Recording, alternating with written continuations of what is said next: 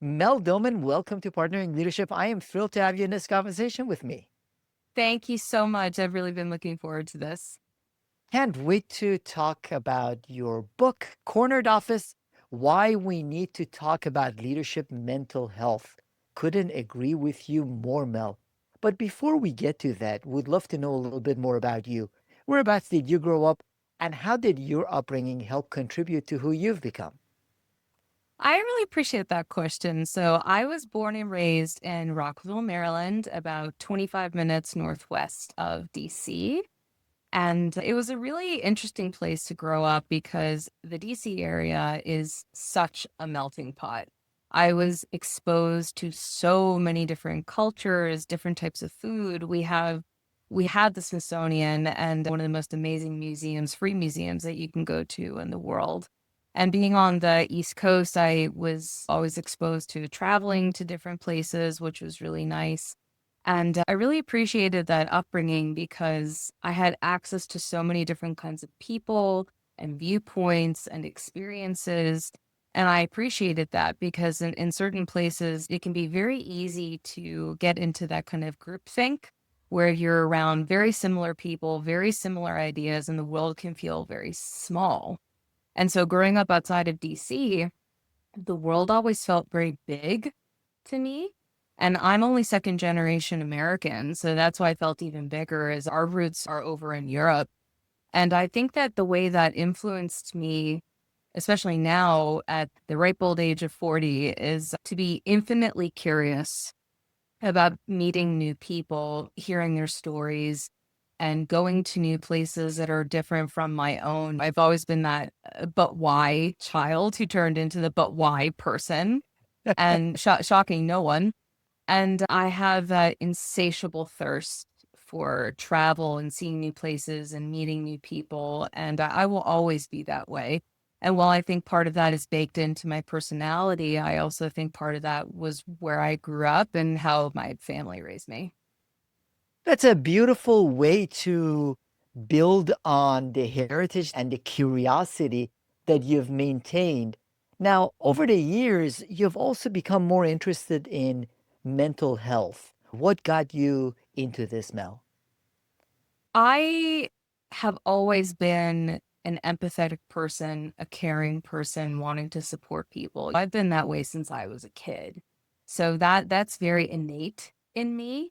But as I got older, what actually sparked my interest in mental health was when I was living in South Korea as an English teacher. I was so young. I was 23 at the time. And I was meeting all these people who were in these very transitional periods of their lives, myself included. And I noticed that everybody was struggling with something.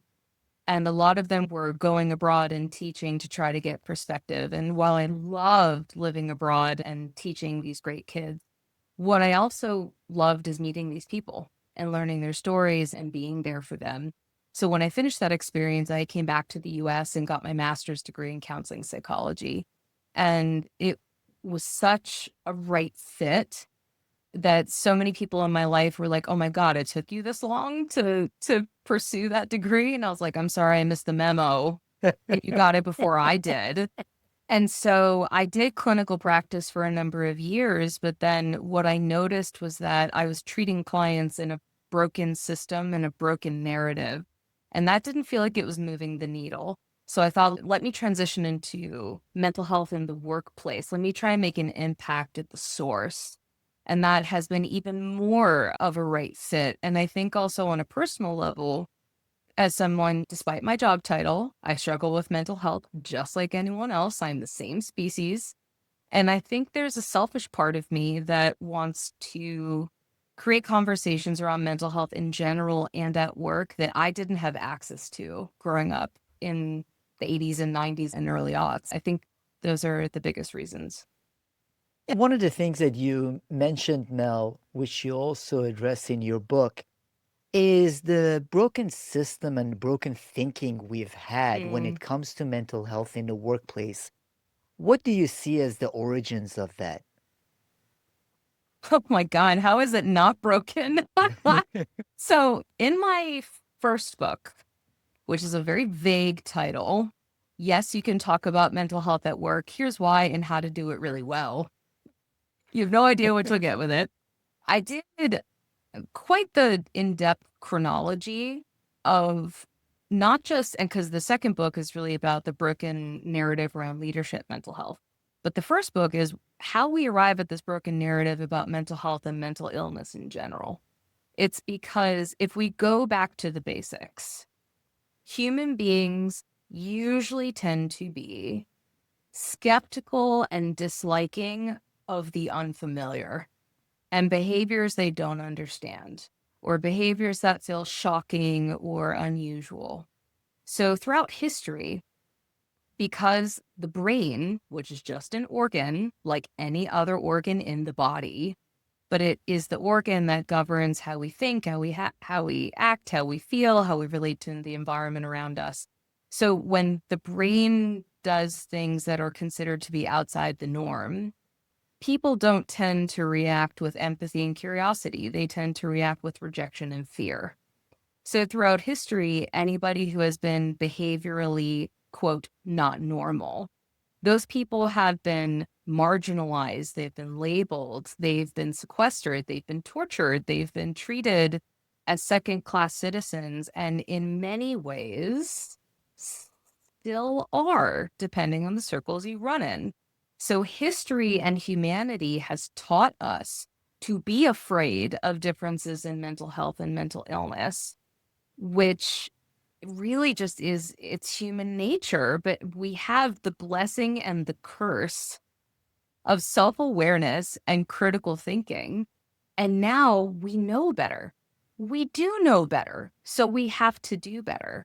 And we bring those biases into the workplace. Last time I checked, it's one brain and one body that does life and work. So the conditioning from history and also our family of origin, country of origin, culture of origin, gender identity, if you're religious, different social circles you run in, all of these things influence and condition us about how we should think and feel about mental health and mental illness and whether or not we can even talk about that. And now add to that what you focus your recent book on, which is the narrative that has gone along with leadership, Mel. As I was reading your book, I was reflecting on my dad, who was a wonderful leader. However, if you had asked him, he would have told you, you never show your emotions to your team. You never let people see you sweating or what you're feeling. So he would have said all the things that you say as maybe She's nuts. about leadership. Yes, She's he nuts. would Don't believe her. doesn't know what she's talking about. 100%. 100%. Your father is a product of the time and space in which he came up in the space-time continuum. He's a product of his generation, of his culture, of his family. I completely understand why he feels that way because everything taught him to feel that way. So there's no way I'm going to sit here and say, no, he's wrong. Nope. He was told that's what you have to do to survive. And so you're not doubted. And so the narrative, again, going back to us pesky humans, this is also very innate in us that if you go back, I'm talking way, way back to our ancestors, like beginning of civilization sort of stuff. And even beyond that, you go back to primates, things like that, pre-Homo sapien days. Humans look to other humans that display consistency, strength, direction, clarity, because it makes us feel protected. We look to those people to protect us from negative stimuli in our environment, to give us guidance, to tell us what to do. We are naturally social creatures who seek protection. It is in our blood, it's in our bones, it's in our history. The problem is that over millennia, this innate drive we have to treat leaders as if they are not the same species as us, as if they don't struggle with the same things, as if they're not exposed to the same stimuli, is just absurd. It's absolutely absurd, where we create if you let my teeny tiny nihilist come out for a minute, we create all these industries, all these services, all these products, all these things that keep us busy between birth and death that are all human created. And we create these titles of which leaders take based on the sociological assignment of power, and we raise them up to be something that's completely human created. And then we criticize them for when they don't fulfill those expectations. Is no one else seeing this? Am I the only one who's stripping away? And I'm like, I'm missing this memo. Like, am I alone in my principles? And so that's really what it is, the power of storytelling through millennia about what leaders are supposed to be, how they're supposed to act, what it means if they deviate from that. Because history has taught them that is the way. But based on let alone modern day life, how are they supposed to do that? I don't know. But again, your dad is not wrong. I completely understand. And even now, it's still not safe for leaders to deviate from that narrative, because it doesn't matter that the narrative is changing. What I am sharing is not the dominant narrative out there. It is the narrative that we're trying to normalize, which means people are ready to attack it and disprove it. And I dare them to with my logic. I dare them to. I go, tell me where I'm wrong.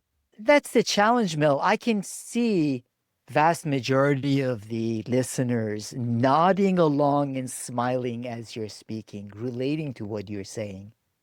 And I deal with so many CEOs and executive clients where they would express things the way you just did, almost the unfairness of the pressure It and is unfair. expectations that are laid on that leadership, part because of the narrative that we've held on to. My dad's generation was different, but in many instances, we're still holding on to those. 100%. So it's not a simple fix, which I regret to say. So I make it very clear in the book that how people choose to go about shifting this narrative has to be deeply personal, and it must be based on their individual circumstance.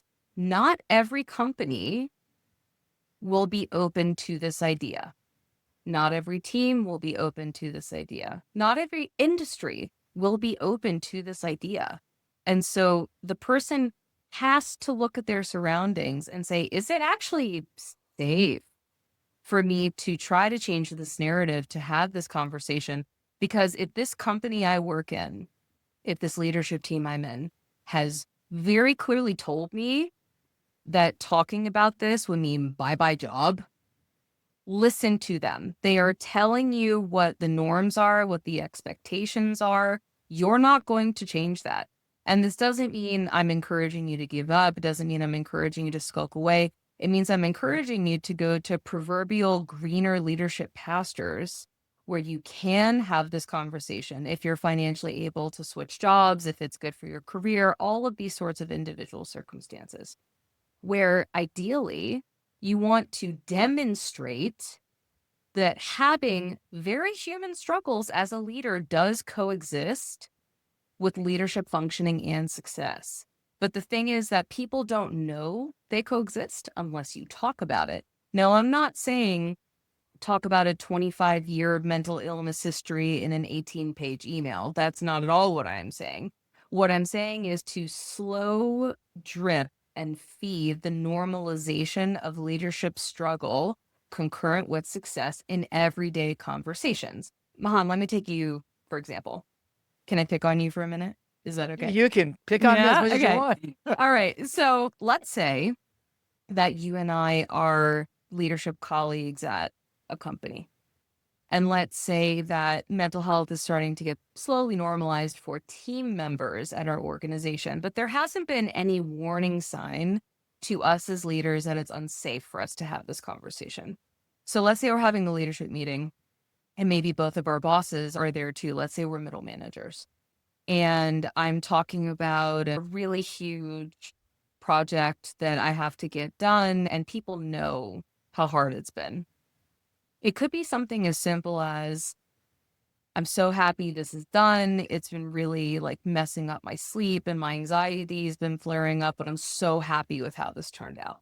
Just something small because people see how well I've done, but they also know the impact it's had on me.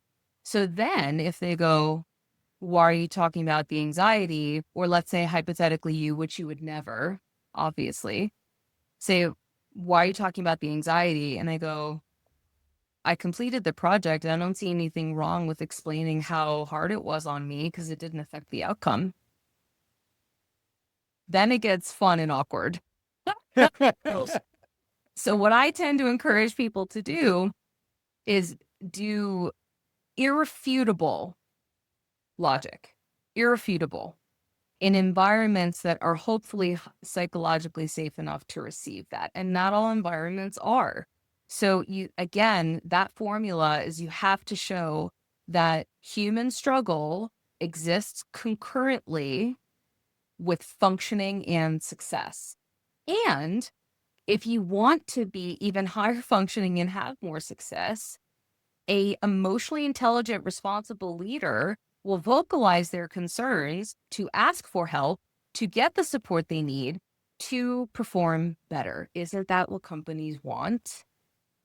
So again, this takes a bolder approach, but that's why I always encourage like drip feeding in little moments so it doesn't shock people, because when you're trying to shift a narrative, you need to give people time to catch up. I love that from so many different perspectives, Mel. First of all, the credibility that comes from the fact that you acknowledge this will not work in every situation and in every organization. No. We do have to reflect on the environment that we are in. Now, sometimes people over rationalize unwillingness to try new things. We also need to challenge ourselves with that. However, what you're saying is you do have to reflect on yourself, the environment you're in, what leadership acknowledges, accepts, doesn't. I love the way you framed it in that if you were to communicate that way in a team meeting, at least from my perspective, I would connect better to your humanity. I felt a different connection to you. So I find value in the way you framed both the reality that you have to think about with respect to your team and organization, and also how to approach it.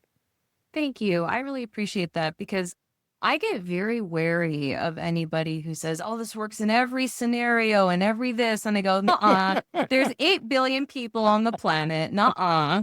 And so, and that's the thing. I also wrote about this in my first book. Not every place is safe to have these conversations. And sometimes people do the wrong thing and they hold it against you. And that's why you got to know your legal protections. And you have to take this based on your individual circumstance. And the one of the I'm so bad, whether it's a metaphor or an analogy, you would never guess I wrote a book. When I talk about we're not encouraging people to have an ironclad door and let nothing through. We're also not encouraging an open playing field. I am encouraging people to build a fence to decide what they let through and what they keep out, and not just sharing for the sake of sharing. If you're going to talk about mental health as a leader, you have to take power dynamics into account. You have to take the sociological assignment of power into account and how people view you. And if you're going to disclose these things, whether it's to other leaders, whether it's to team members, you have to be really clear about why you're saying it, what you want them to do with the information, what you're prepared to do with managing your mental health as a leader, because you can't just talk about the struggle and not what you're doing about it. There's a lot of things you have to take into account. So it's really about intentionally sharing, because people will fill in the blanks about why you're doing things unless you're explicitly clear why you're sharing. I imagine this also takes some reflection on our part in trying to understand some of these stressors, some of the mental health toll that this is taking on us. So it first takes self reflection before we can do an effective job of what we want to fence in and what we want to share. Oh, yeah. I always advise people, if you're going to start having new conversations sharing new things, you need to have a conversation with yourself first before you do that, because it can feel like a very ambiguous, amorphous, scary, unfamiliar conversation to have. So I say give it some structure, give it some legs. If you're going to do something like this, be very clear about what you're trying to achieve. If you can achieve it in this environment, who you want to talk to, why, give it a structure so you're not just having the words tumble out of your mouth from your brain, because there's so many different things to manage with these social relationships at work and the image of being a leader. Yes, there's more pressure on you as you're sharing from a leadership position. That's not lost on me, but it doesn't make the approach any less important. You talked about leaders as human sponges, Yeah. absorbing team stress, and I see this all the time. Why is that, in your view, unsustainable? Isn't that, to a certain extent, the manager or leader's responsibility, where they play a role in being able to absorb some of the stress from their team? The key word there is some. Big keyword is some. There is a difference between sometimes absorbing or shielding a team from some of those effects so they can get their work done and so they can focus on what they need to focus on. This is a yes and. However, and this is a big however, there are too many scenarios where leaders have been expected to morph into almost like team caretakers. And that's just a big freaking no. It's a big no. I have had countless leaders literally cry to me in group sessions, one-on-one coaching, where they say, I just can't take it anymore. Like, I'm expected to hold all of it. I'm never allowed to talk about what it's like for me. I feel like everything I do is never enough. And it's because it's the truth. Where people expect that those with leadership titles are these endless wells of empathy and performance and capability when they have limitations, just like everybody else. I was doing a session with a leadership group where this person said to me, and I will never forget, they said, I feel like I don't have access to telling people I'm human. I feel like I don't have access to explaining I have human ways of struggling. And that really struck me because it's true. They are completely dehumanized. And so it is not sustainable. And the problem is as well that a lot of people, not to get too analytical, but they project onto leaders this like workplace mommy and daddy vibe. Oh, they'll protect me, or they always know better, or they should do it. They're in charge. I'm sorry. Are you not all chronologically aged adults? Please. Am I missing that? And so I'm not saying a 22-year-old newbie into a company should be holding the same amount of stress as someone 20 years their senior. Of course, I'm not saying that.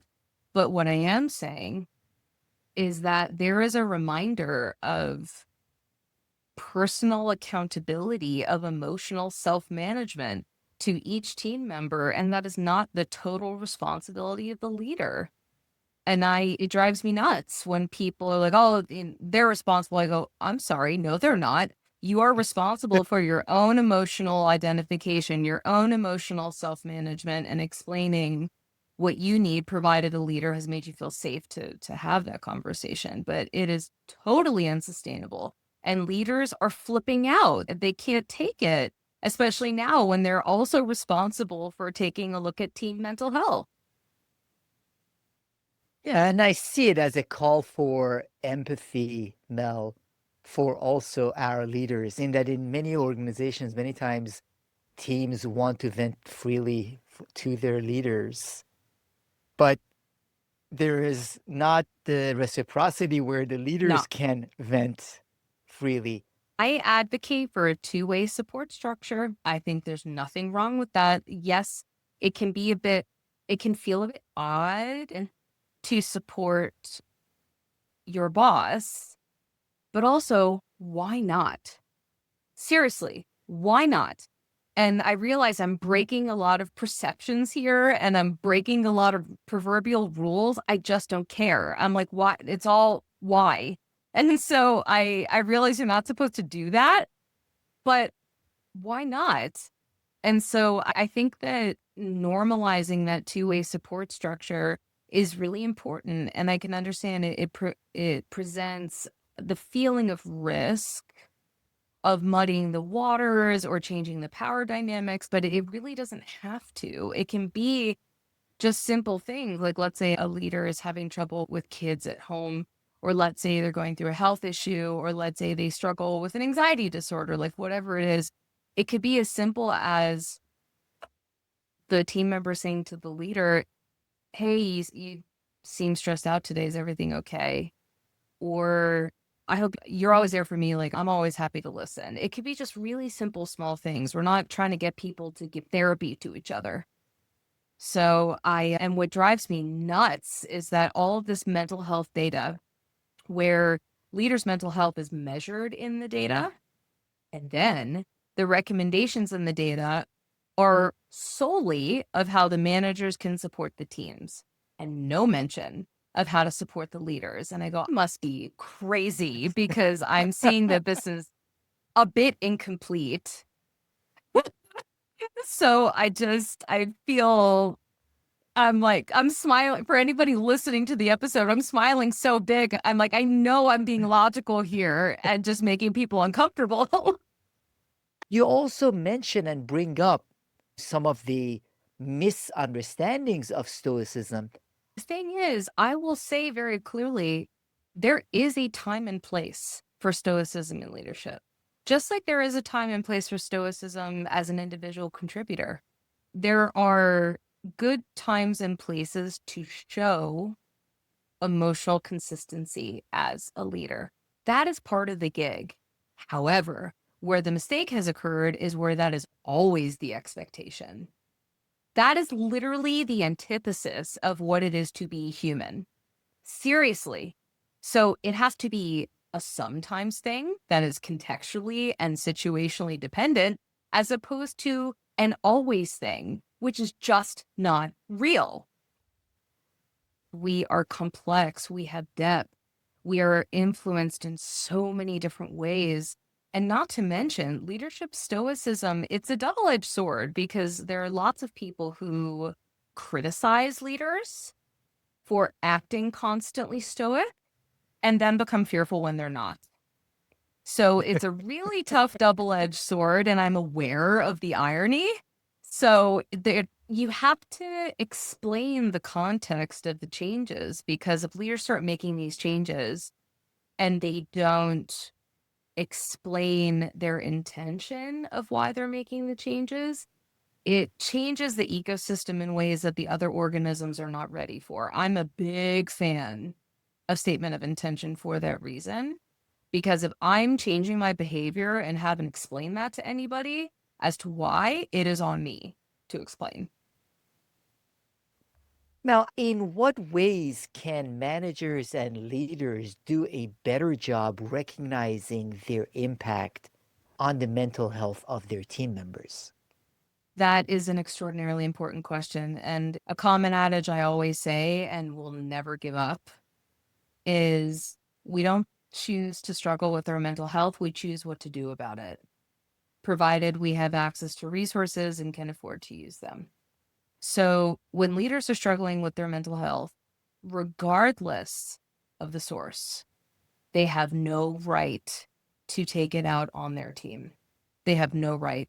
They have no right to take it out on anybody, because when a leader who is emotionally struggling takes it out on people they have control over, talk about destroying trust, psychological safety, employee experience. It's all gone, because when you do that to people who you have influence over whether or not they have a job, talk about hopefully unintentional abuse of power. That is a big no. So if a leader is struggling with their mental health, again, very contextually dependent, situationally dependent, it is your responsibility to tell people you're struggling and what you're doing about it so they don't personalize it and so they know how to best communicate with you. So let's say that you are struggling for a reason you don't want to share. Great news. You don't have to.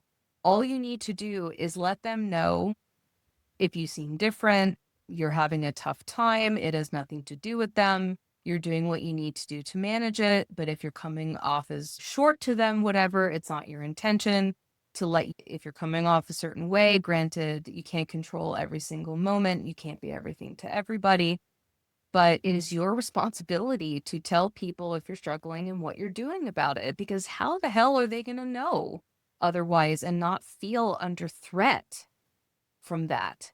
Decide how much you want to explain. You don't have to give every detail, but it's okay also to say to them, "Hey guys, I'm feeling really high strung recently.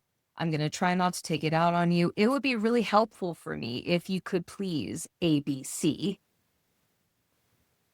Reasonable things you can request.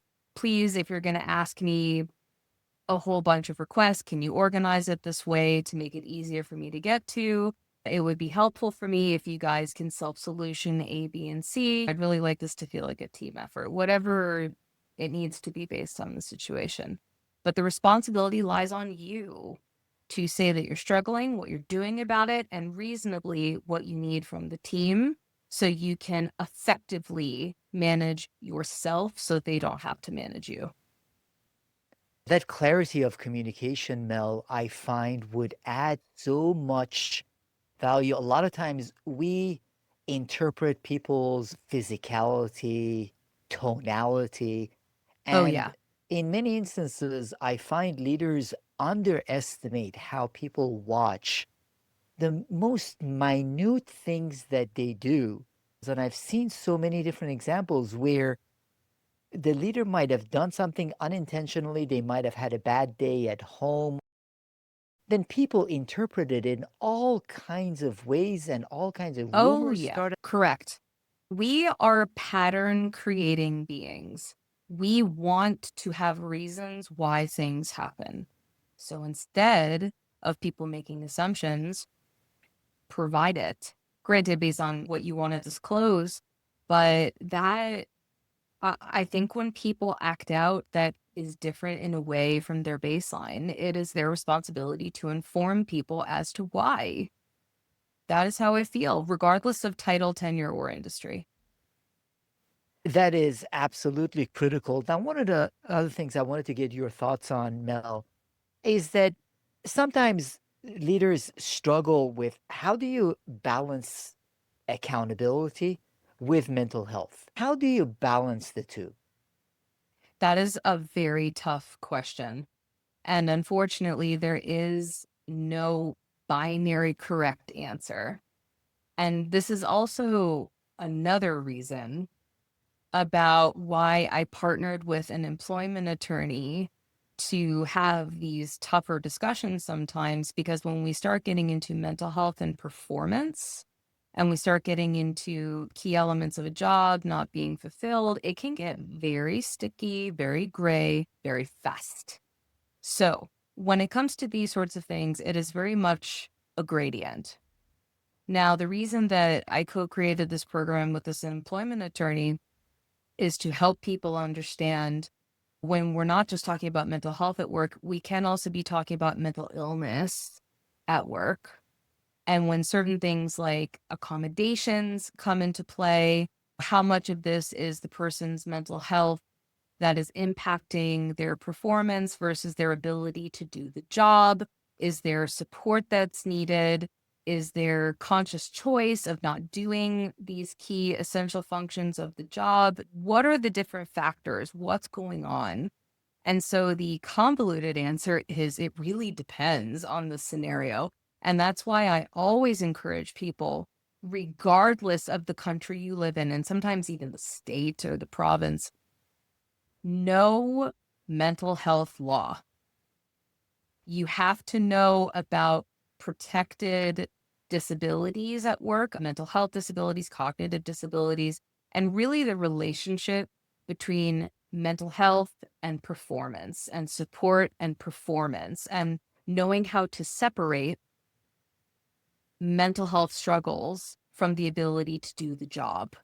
And this is, again, not to be repetitive, why I partner with this employment attorney is that not knowing is not a reason not to implement it properly at work. So she and I have this like half day intensive where we teach leaders, we teach HR managers the relationship between mental health and performance and how to be able to approach each situation with nuance, because there's too many situations that go very wrong very fast when they don't have to.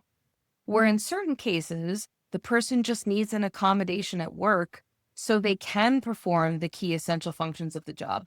There are other cases where, sadly, because of their individual circumstance, they actually can't perform the key essential functions of the job. And then that becomes a very different, unfortunate, uncomfortable conversation.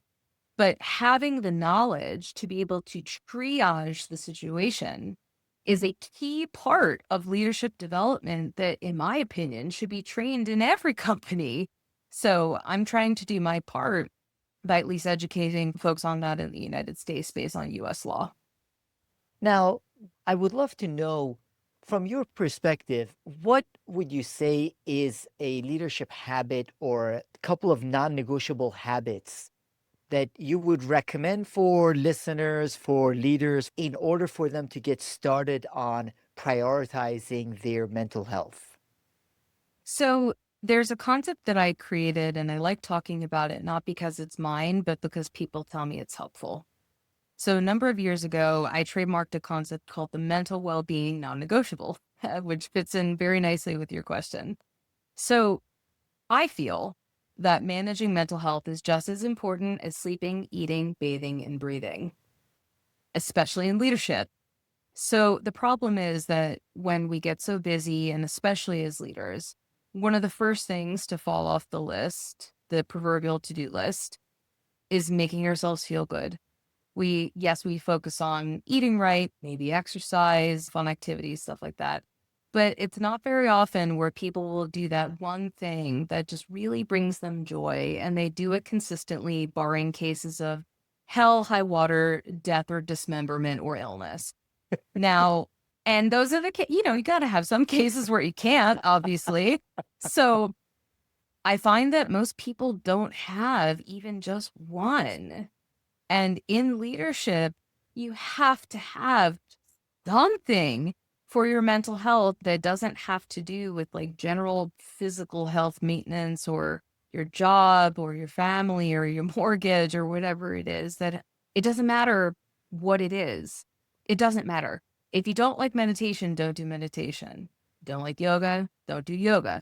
My mental well-being non-negotiables are I have to be in nature at least once a week. Pretty easy to do because I live in Colorado. I play with my dog every single night, even though she doesn't want to sometimes because she's basically like a wild dingo. And salsa dancing. Salsa dancing is something I've been doing for 20 years, and it's my meditation. When I go dance, I go twice a month unless I'm severely ill, I'm dead, or something else where I literally can't do it. And during the pandemic, I thought not exactly social distancing friendly. So I have hardwood floors, a mostly willing husband, and salsa music, and that will have to do. And it did.